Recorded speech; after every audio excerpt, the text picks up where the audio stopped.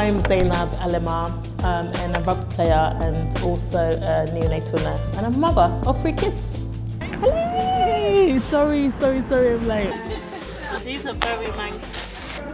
God, I don't even know if I can run anymore. There was actually one incident that happened towards the early stages of starting playing rugby where my headscarf came off during the game and I was mortified because my hair was my hair was I was having a really bad hair day. So I ran, I scored a try, I was excited and everyone else was looking at me thinking, and I was like, what's going on? And I just remember feeling like a gush of wind, like a wind on my scalp, and I was like, oh. Anyway, so I ran back, took it, put it back on, and I continued the game.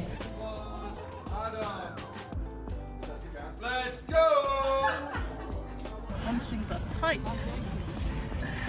For you, what does it mean to be a Muslim woman? I don't think anyone's asked me that question before.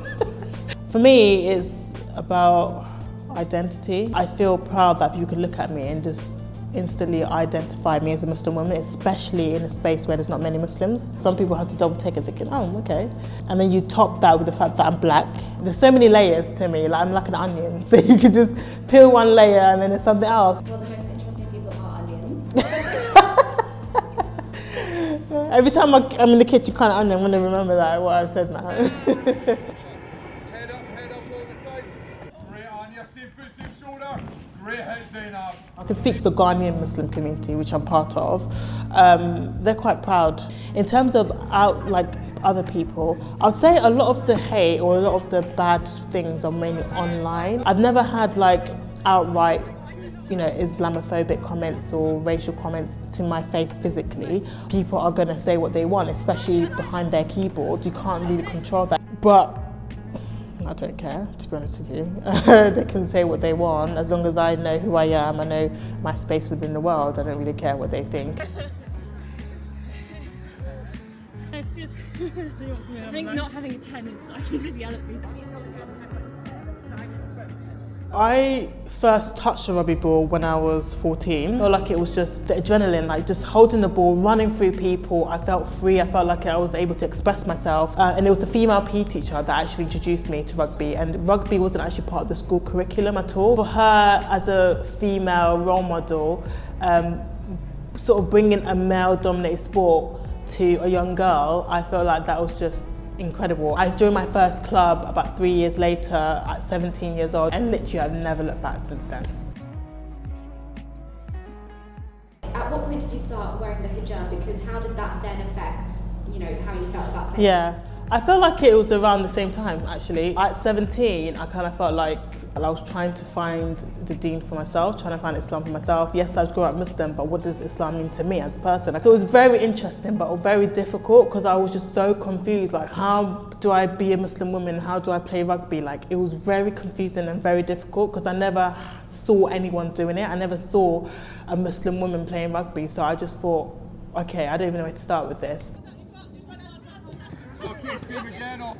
Rugby is a physical sport. Like, there's a lot of tackling, body contact, running, pulling. I needed to make sure I didn't compromise my modesty and wearing a hijab for rugby. It made such a big difference when I finally invested in a sports hijab. It just changed the way I played because then I didn't have to think about, oh, my scarf's going to fall off, and it gave me confidence, and I was like, okay, I can get stuck in now. Some people think like, aren't you hot? I always get that question. Are you not hot? Especially when it gets to the warmer times of the season. But I don't think about it anymore. I just do it, and it doesn't affect my game.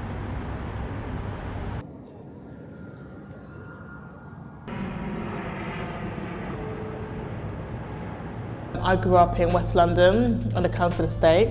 Big family, 6 girls. My parents, I would say they weren't too strict. So I just remember being like carefree. My family weren't really that sporty. I got into sport in primary school, and I remember I was actually the fastest girl in my class. No, my fastest girl in my year, yeah. And I wear that with pride. That was in year 6. However, I went to borough championship, so it's all the best, the fastest people in the year going together to race. And I came dead last. I literally came last, and I thought, yeah, athletics is not for me. So that really humbled me.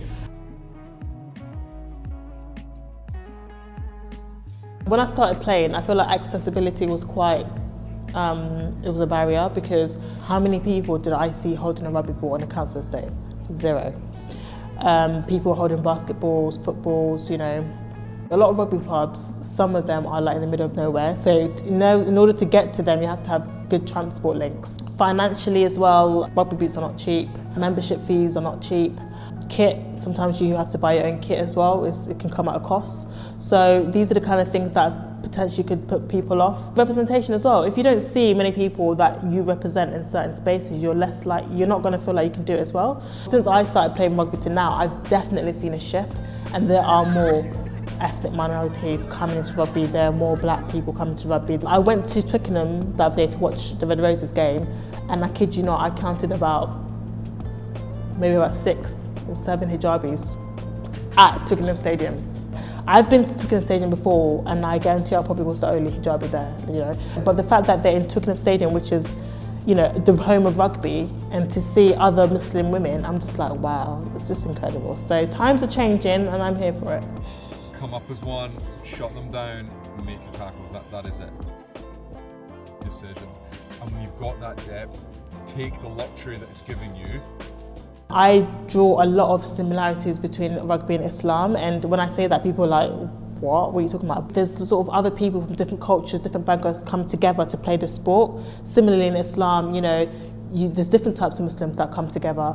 Discipline is a big part of Islam, respect is a big part of Islam. There's a lot of values that I feel like are transferable or link between Islam and rugby.